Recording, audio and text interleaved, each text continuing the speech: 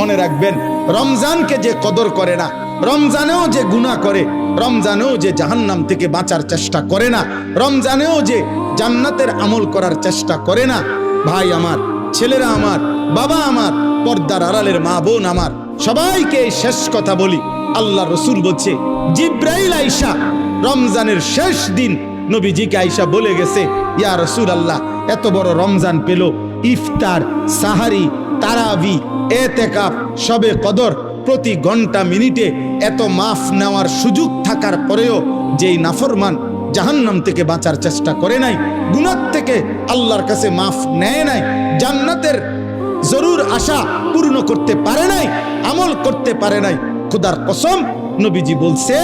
জিব্রাইল আইসা বলছে, ইয়া রাসূলুল্লাহ, এমন নাফরমানের উপরে আল্লাহর লানত, আল্লাহর লানত, লানত, লানত। নবী বলছে আমিন।